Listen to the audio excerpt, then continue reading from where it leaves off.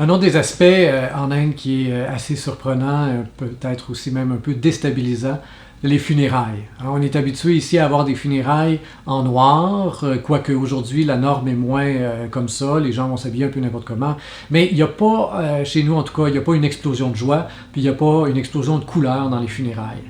En Inde, c'est encore ça. On était au Shantivanam Ashram, dans le sud de l'Inde, dans le Tamil Nadu. On est là, tout est tranquille dans le petit village où on est. Tout à coup, on entend les tam-tams qui débarquent, puis les chants et tout ça. On se dit, ça doit être la fête d'un dieu, quelque chose qu'on ne connaît pas peut-être. On va sortir, on va aller voir c'est la fête de quoi. Et au final, c'était ça, c'était une funéraille. Et vous voyez là, au loin, donc, le dais qu'on appelle, donc, dans lequel on transporte la personne défunte. On va le voir d'un peu plus proche ici. Dans le dais, il y a plein de fleurs naturelles encore, l'explosion de couleurs qui est là, puis vous remarquez, les chemises encore là, il y a de la couleur, puis le drap rouge dans lequel on a déposé le corps de la vieille dame là, qui était décédée, et qu'on transporte comme ça à la fin de la funéraille jusqu'aux abords d'une rivière. Toujours dans l'hindouisme, les funérailles vont se terminer sur le bord d'une rivière, et là, on a creusé un trou au préalable, là, il est déjà là. On met de la paille, dans cette région-là, c'était comme ça que ça fonctionnait, donc on met de la paille dans le fond du trou, et puis on dépose le corps par-dessus, on remet de la paille par-dessus le corps, on met des plaques de boue séchée pour retenir la paille, et après ça, on met le feu, tout simplement. Et donc, on est en train d'incinérer le corps. Hein?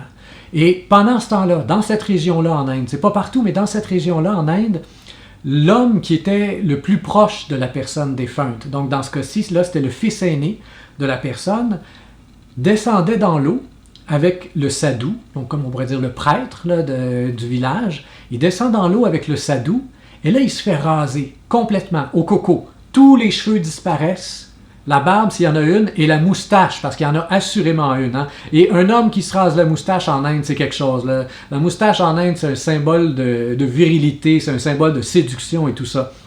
Donc, de couper la moustache, c'est un symbole qui est très, très fort. Et donc, quand on enlève tous les poils comme ça, les poils de la tête, de la moustache, c'est une façon de marquer dans le corps le temps de la tristesse.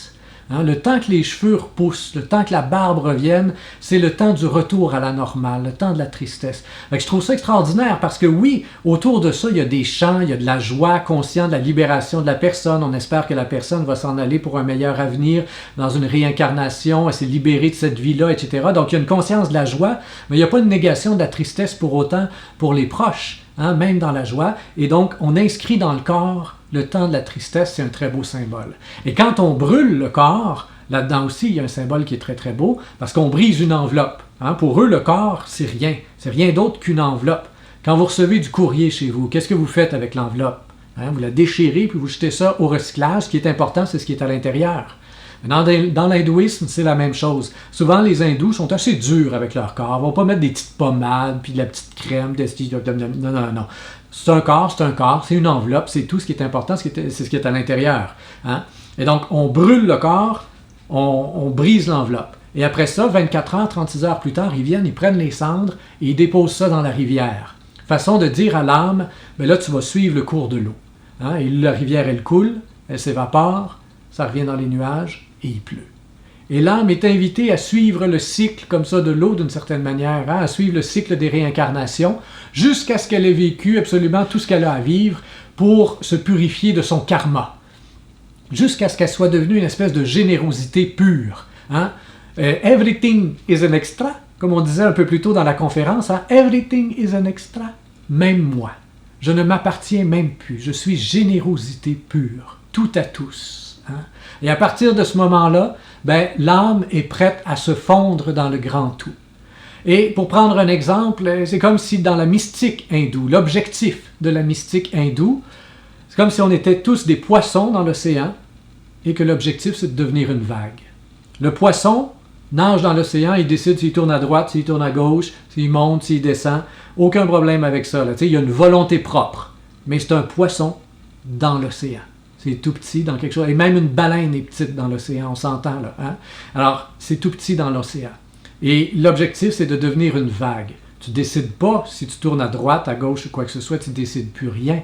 Mais tu es l'océan, tu te fonds dans le grand tout.